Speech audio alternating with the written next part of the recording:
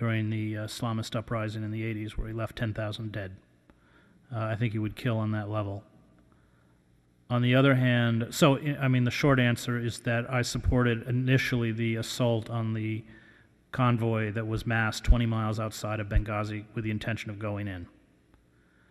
Now, there's so many ways that can go wrong. There's so many ways it can be misused.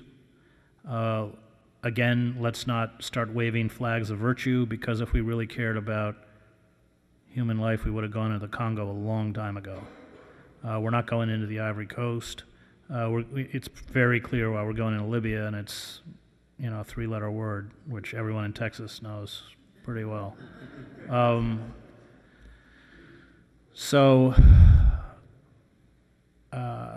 You know, and I sometimes think I sound like all those liberals I criticize, but in the case of Libya, it was my belief that Gaddafi would kill in a big way, and I've spent several hours with Gaddafi. I'd like to thank you for your work and your time, and definitely shining a light in some of the darkest places in the world. It's a big, huge thing to do, and thank you for doing it and being a force of good. And I also read Empire of Illusion, found it quite startling. Chose it for my book club, and normally civilized ladies were fighting like cats and dogs over some of the opinions, which I found fabulous. And I think I'll choose another book for the next one, but for that book, where do you see the United States in a day-to-day sort of basis in 100 years from now? Thank you. Thank you. Well, if we don't confront the radical destruction of our ecosystem, we'll be a wasteland like everyone else. We're all sitting around pretending it's not happening. I live in Princeton, New Jersey. We had Arctic-like conditions this winter, and there was no snow in Calgary. It's terrifying. If we stopped carbon emissions today, greenhouse gases would still rise to about 400 or 500 parts per million if we ended today. And we stood by while the industrialized nations and our corporate elite went to Copenhagen and just shredded Kyoto.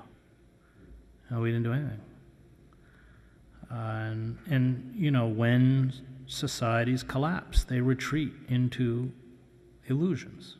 A dream is something that you strive towards. An illusion is something you live in. And we're the most illusioned society on the planet. And when you live in illusion, you are able to be or maintain yourself in a perpetual state of infantilism, where reality is never an impediment to what I want. I can have everything I desire. Listen to Oprah. Listen to the Christian right. Listen to Hollywood. Listen to positive psychologists. Listen to self-help gurus like Tony Robbins. That's the message. Just dig deep within yourself. Grasp that you're truly exceptional. Focus on happiness. It's magical thinking. And as that gap opens up between the illusion of who we think we are and where we think we're going, and who we really are and where we're going, we're totally unprepared. And when it's our house that's foreclosed, or when we realize that job we lost is never coming back, and not only is it not coming back, but good jobs aren't coming back for our children, then we react like children, which is to scream for a demagogue or a savior. And I see nothing that stepped up, is certainly within our systems of information, and let's not get into the universities, to help us confront the reality we face. And we can't talk about hope until we talk about what's real. Hope isn't about happy thoughts. Hope is about doing something. But hope has to be grounded in the human reality. If it's not, it's utterly ineffectual. So, you know, I try and wall it off. I don't own a TV, but it's amazing how much garbage can seep into your brain. I know that Kendra is dancing on, what's it called, Dancing with the Stars or something? I mean, I don't even want to know who this woman is, you know. But you go through airports, how can you not hear it? It's just crazy. We have one more question? Maybe we lost our... Okay. I wanted to thank you as well. I have 2 young sons that I don't want to send off to war. I often on my blog say that I feel like you're the Bonhoeffer of our generation. We need that voice. I guess what I want to know is in everyday life and as we conduct ourselves with our children and we're aware of these problems and you're obviously getting out there to a lot of people out there, what is the mechanism going forth if it's not the Democratic Party, which I agree with you, it's pretty impotent at this point. How do we do it, not just for ourselves, but for our kids? Well, it's all for our kids now, and that's why I'm here.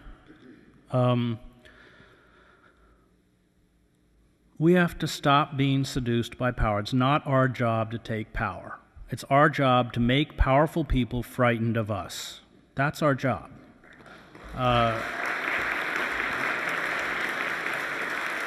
And it's our job to hold fast and not compromise on those moral imperatives, because if we don't, no one will protect those moral imperatives. The most powerful figure in the United States, at least until April in 1968, was Martin Luther King. Because when he went to Memphis, 50,000 people went with him. And that's what we have to rebuild. And if the Democrats want to play games with Goldman Sachs, there is no way anymore in this political configuration to vote against the interests of Goldman Sachs. I mean, that's just a fact. And it is incumbent upon us not to compromise on these moral imperatives and to fight the system. Because if not, we are going to end up with a really terrifying configuration. The argument every election cycle is that we have to vote for the Democrats because we're going to get John McCain, or we're going to get, and it works. But we're sort of frightened into selling ourselves out, and I think that has to end if there's any hope left, because all of the pull is from the other direction. I mean, Obama's now talking about raising $1 billion for his next presidential campaign. And they're not even making an effort to reach out to small contributors this time around. And these people, you know, hedge fund managers don't love democracy. And I think that if we don't rebuild movements that challenge traditional structures of power, Democrat or Republican, no matter what it is, on the key issues within our society, then there's no hope left. So I think that has been my frustration. I mean, look at the 2004 election. You had a serious anti-war movement. We pulled 100,000 people in New York, and they called a moratorium to elect Kerry. And what did Kerry do? Well, he walked out on the stage of the Democratic Convention like a little wind-up soldier boy and said, reporting for duty. He said he wouldn't have withdrawn from Fallujah. He started talking about victory in Iraq. We should have been back out on the street. That those moral imperatives have to take precedence over political expediency, and that is where we have failed. We have so many issues now. The slashing of all sorts of vital social services, whether it's heating assistance for the elderly or Head Start programs, or there was a front page story in today's paper about how Medicare is worthless because the doctors won't take it because they don't pay anything. I mean, we have really serious problems we have to begin to fight for if we're going to protect our democracy.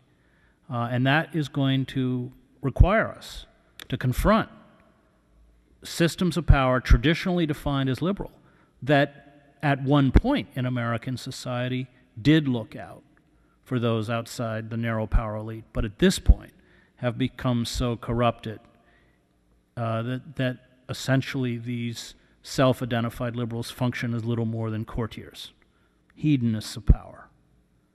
And no class of courtiers, from the Manchus to the Abbasid Caliphate, has ever transformed itself into a socially responsible class. So I think it's time for those of us who care about the core issues of democratic participation and fairness and protection of the weak to regain a new kind of militancy. Thanks.